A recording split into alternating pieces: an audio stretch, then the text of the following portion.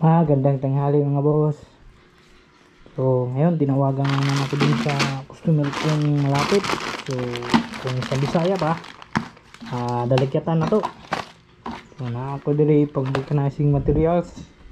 Dalawang size lang, 32 tsaka 42 tsaka 50. Pwede lapit lang ako mag-deliver ngayon. So isang pack ng pito rubber.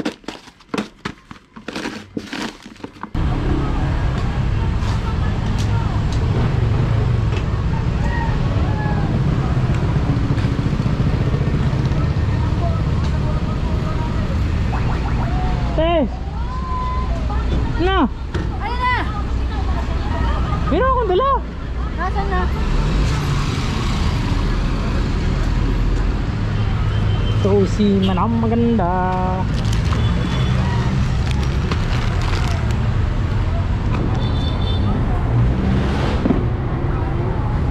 Oh, mamili ka na lang dito. Ha? Hindi. Ano naman yan? Pwede ang ayos yung dalawa na pala yung shop nyo.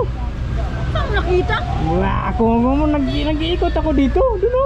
Lang casting, nakita ko si boss. Saan? Saan mo nakita? Kaya ang galing. Marami ba akong ganito? Okay lang. Ha? Baka nangailangan ka kasi. Marami pa nga. Kunin mo na. Marami akong ganyan. Ay, hindi naman yan sisira. Ilagay mo dun sa kabila. Ito, meron kang patch.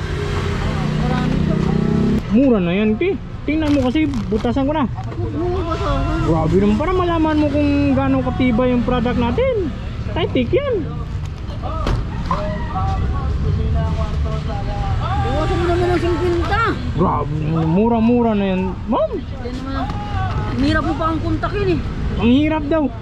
Huwag mo kasing walain. Siguro mo si... Picture mo na. Ayoko. Ay, sus, Ginoo.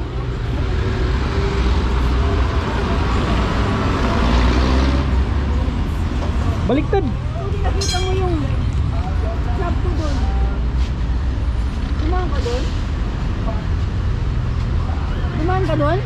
Nag-iikot ka. Mayroon kasi akong ano dun, suki din. Dun sa unahan pa dun.